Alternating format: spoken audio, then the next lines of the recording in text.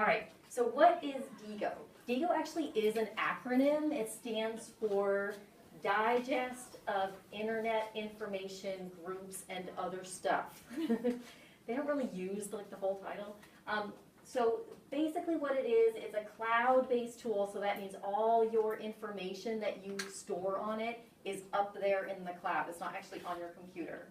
And it facilitates close reading. So close reading is the buzzword, right, the Common Core standards now, that we don't want kids just reading text and making connections and saying, oh yeah, that reminds me of when I went to grandma's, right? And yes, connections are great, but we really want to be pushing kids back into text and saying, what is this author trying to tell you and get you to understand? So, Diigo is a tool you can use that with, you can use that thinking with this online tool. It helps you do all this stuff. You can bookmark, and that's nothing new because we do that every day, but it allows you to collect resources. You can highlight and annotate right on your screen with your computer, and it will save all that for you, so you can come back to it. I've actually been using this with my Plymouth research stuff, and it really is an amazing tool, so I'm going to tell you all about it. It also allows you to organize. You can make outlines right from the annotations you do, and then you can even share what you do.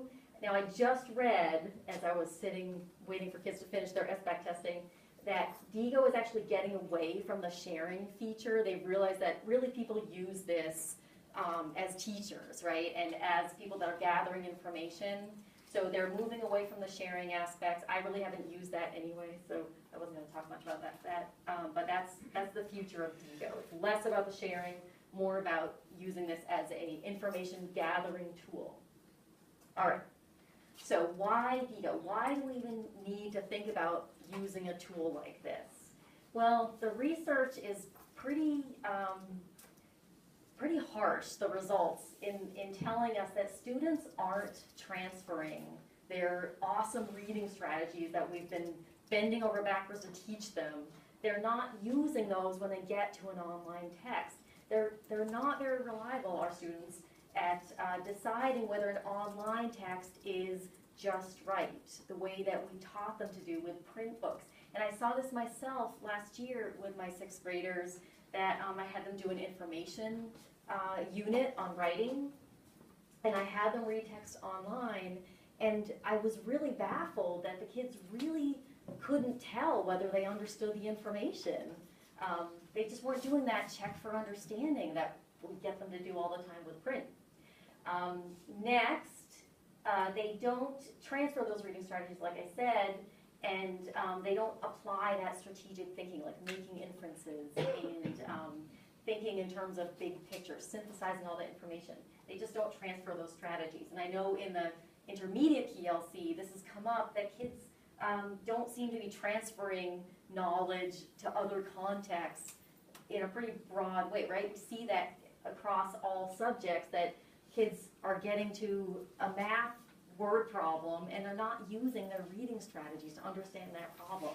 So again, Diigo is one way that we can use to get kids to start transferring all that great thinking that they do. So, by coincidence, some of the resources that I'm using for this are from something called Project Zero at Harvard, which is where Casey went to graduate school, and she actually worked on Project Zero, which I think is so cool. And it's actually been around since like the 60s, and they work on solving problems in education. And they know that there is this issue out there of kids taking what they know and transferring it to a different context. And so what they say is we have to think about not just teaching strategies, but creating a culture of thinking. That's what they say. And this is linked to a video, but I think I'm going to bypass that for the moment, and I'll send you the link to this, and you can watch the video at your leisure. And maybe if we have time, if this goes fast, we'll get back to that. But I want to get to these two principles that Project Zero has stated are key to this culture of thinking. There are 6 principles that they have, but I'm picking out the 2 that are most applicable to this discussion about getting kids to transfer their strategies, and also to Diigo and why that's useful. So this is really interesting. This is principle number 1. So skills, so those great strategies that we teach them to use, that's not enough. It's not enough to know how to make connections or make predictions or whatever. You also have to have the disposition to use them. So that's your first sentence, right? So having the skills is enough. We also have to teach them, okay, you can take that and you can use it in that, right? So that was really interesting to me. So that's our job. It's not just to teach strategies, it's teaching kids to use those strategies in other contexts. Having that disposition increases the likelihood that you can use those strategies, apply them to different situations, and just make the best use of all your thinking skills, no matter what situation you encounter. And then number 2, so this is your second sentence, that good thinking is facilitated by the use of external tools to download or distribute your thinking. So this, I know we all know, if you write it down, you're much more likely to remember it, right? That's what we tell our kids all the time. So we use paper, of course, we use lit logs, we use computers, talking. Those are all ways of downloading information. And the key thing about that is when you do that, when you write stuff down, it frees up your brain to be able to think about other stuff. So that's what extends knowledge, right? That's what pushes our thinking further. So we need to teach our kids to have this disposition, right, to apply those strategies to other contexts, and we need to get them to download their thinking, which I know we already do. So the takeaway from Project Zero is that you choose a few good thinking habits to teach, and then you teach those few habits across contexts. So I am certainly guilty of like teaching 10 reading strategies and just teaching them in language arts. So now I'm thinking I need to focus on just a few key strategies and teach them everywhere in social studies and in any other content area I would be teaching. So these resources that are linked here, I have copies of them back there at Mary and Jess and Sue's table. So if you want to pick up copies of those, if you're interested, those are there. And this is this great resource that I've been telling you about.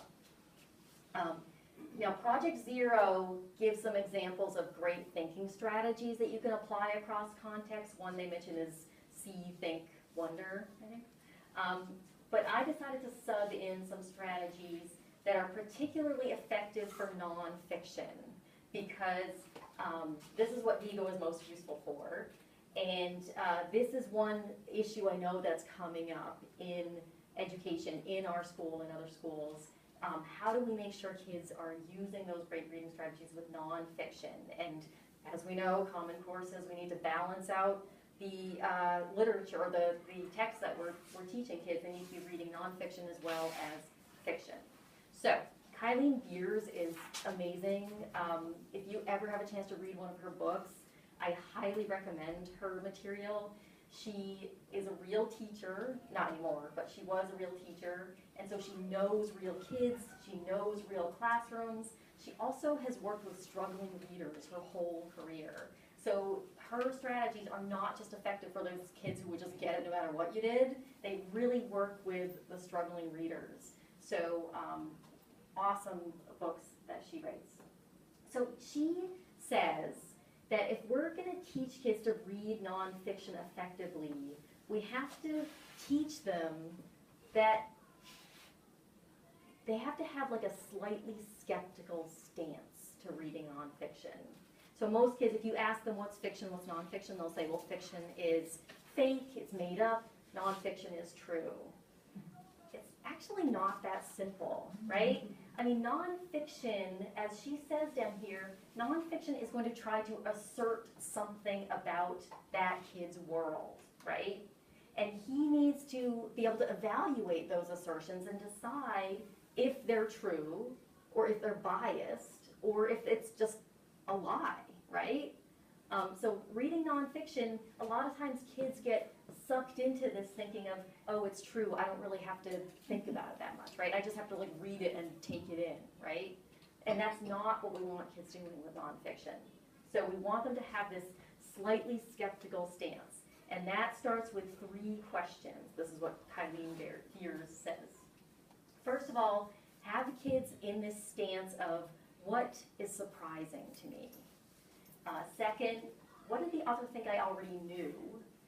And I'll share this with all of you so you don't have to take notes. And what changed, challenged, or confirmed what I already knew? So I'll just go briefly through those 3 stances, and this does tie into what we'll do with Diigo. But these are just, I just love these ideas, and her writing about them is so compelling, how she talks about how this question in particular, what surprised me, is so great for engaging kids. Because when you say, what surprised you, they're ready to learn something new, and they're on the lookout for something interesting. So it just makes them sit up and think, all right, you know, what's new here? So you're gonna ask kids to be on the lookout for what made them say, really? Or something that just shocked them that they couldn't believe. And it helps you see information that's more than facts. You're on this lookout for something that's new and interesting and engaging. So her second question stance is, what did the author think I already knew? And this is a great question because it's kind of a sneaky way to get kids to admit they don't know something and recognize when they don't know something. And it also makes it's the author's fault if they didn't, right? Because the author assumed they would know what that word meant, and it didn't. And it gives the kid a strategy to find out, right? So if they say, oh, the author assumed I would know what refute meant. And so the kid says, okay, I can take care of that now, right? I can go look it up in the dictionary. So it's a great question to get the kid thinking of the author's purpose, not author's craft, but also what can I do when I don't know what the author thought I knew? So that's a great question. And then finally, the third stance question is, what changed, challenged, or confirmed what I already knew? And so this gets kids in the mindset of taking their reading and fitting it in with what they already know.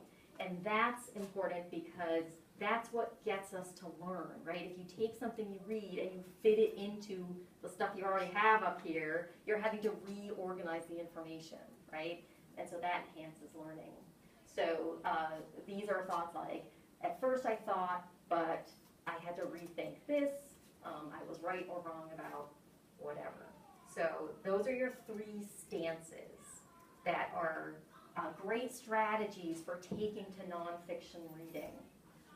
So getting back to downloading thinking, this is the stuff we already do, right? Making sticky notes, doing graphic organizers, mind mapping, and there's a faint picture back there of a mind map. Journaling, blogging, all that stuff, we know how to use all that stuff for downloading thinking. The problem with reading online is it's kind of harder to do that, right? I mean, yeah, you can do a graphic organizer, you can take some sticky notes, you can take notes by hand, and certainly there are times that you would do that no matter what digital tools you had available to you. But it is pretty arduous to have a kid like read online. You know, you take some notes and you have to like organize it all, right? Go back and highlight in there. Diigo is a way to kind of take out that middle step, right? So you're just like you would be sitting there with your sticky notes, or if you have a textbook in college and you write in it, right? You highlight and make notes right in it. It allows you to do that. So it kind of just facilitates this process of downloading your thinking. So some of you I know have already gone through these steps, and I know I need to invite a couple people. So if you can get, how many